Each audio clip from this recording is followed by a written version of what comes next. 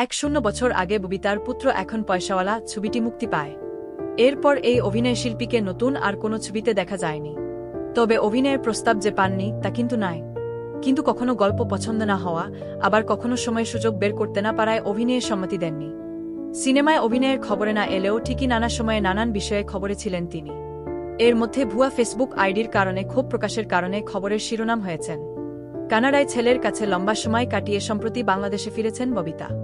ফিরে এসে আবার জানালেন কে বা কারা তার নামের ফেসবুক আইডি থেকে অসুস্থতার খবর ছড়িয়েছেন। এমন সব খবর কানে এসেছে ববিতার। এতে বিব্রত ও ক্ষুব্ধ এই অভিনয় শিল্পী।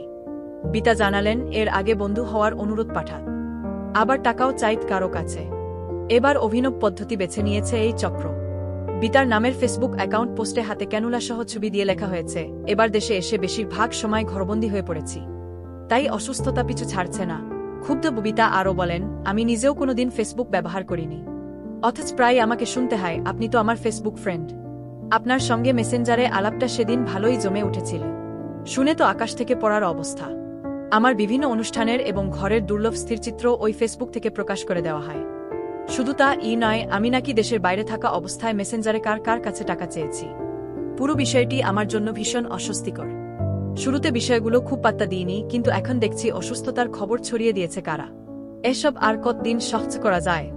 তবে ভক্ত ও শুভাকাঙ্ক্ষীদের আশ্বস্ত করে ববিতা বললেন, আমি একদম ঠিকঠাক আছি।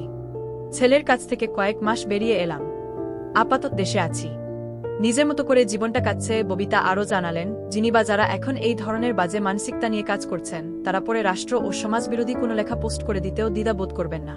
পুরো ব্যাপারটি নিয়ে সত্যিই আমরা আতঙ্কিত।